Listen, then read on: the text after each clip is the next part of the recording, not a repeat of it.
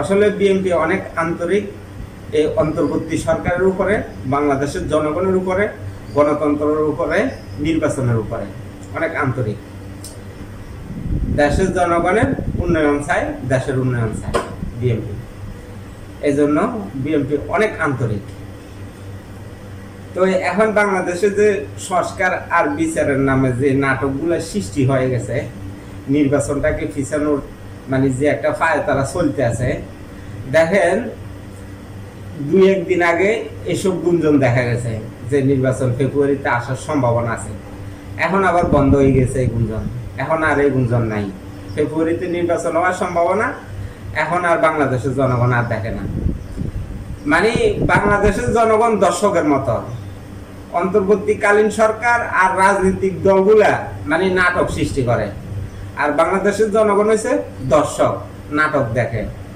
তো এই নাটকের শেষ কোথায় আসলে বাংলাদেশের জনগণ জানে না, কারণ এই নাটক দিন দিন আরো বেশি দেখা যাইতেছে, মানে পর্ব আরো বাড়তে আছে। তো এই নির্বাচনের আগ পর্যন্ত এরকম নাটক প্রতিনিয়ত দেখা যাবে, বাংলাদেশের জনগণ দেখব। তো বাংলাদেশের জনগণ অভ্যস্ত নাটক দেখতে দেখতে। এই বাংলাদেশে রাজনৈতিক দলগুলা যে নাটক জনগণের মধ্যে উপস্থাপন করতে আছে, বা অন্তর্বর্তীকালীন সরকারের প্রধান উপদেষ্টা ডক্টর ইউনূস যে নাটক পরিচালনা করতে আছে, এগুলা দেখতে দেখতে বাংলাদেশের জনগণ অভ্যস্ত হয়ে গেছে।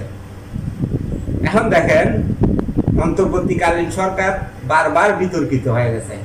প্রথম বিতর্কিত হয়েছে ডিসেম্বর থেকে জুনের মধ্যে কথা বলে, আবার বিতর্কিত হয়েছে হঠাৎ করে ঈদের একদিন আগে এপ্রিল মাসের মাঝামাঝিতে নির্বাচন হওয়ার কথা বলে, আবার বিতর্কিত হয়ে গেছে।